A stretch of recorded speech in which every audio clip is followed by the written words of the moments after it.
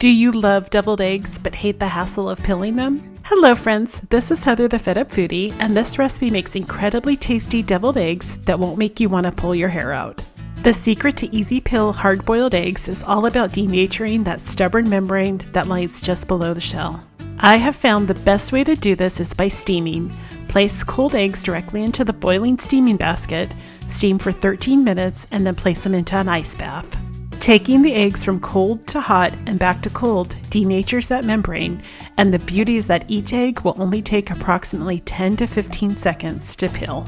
Additionally, steaming the eggs for only 13 minutes will keep the yolks that beautiful bright yellow color, preventing gray from forming around the yolks. To remove the yolks, either remove carefully with a spoon or give it a gentle twist to break the yolk free from the sides of the whites. Break apart the yolks using the back of a fork and then a small bowl scraper to finish making the mixture ultra smooth.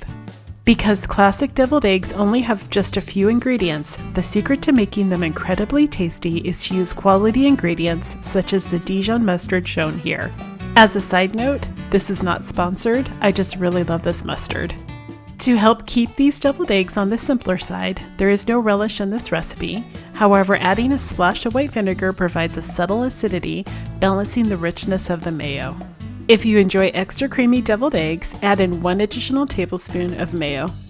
Many people hate the messy job of filling the eggs. For a mess-free filling, the secret is to pipe the egg yolk mixture either with a pastry bag or a small plastic bag.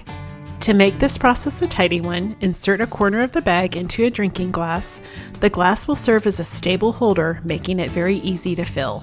Remove the bag, twist the top, and cut the corner of the bag to create a piping tip. Evenly pipe the egg yolk mixture into the egg whites. Garnish with paprika and chopped chives.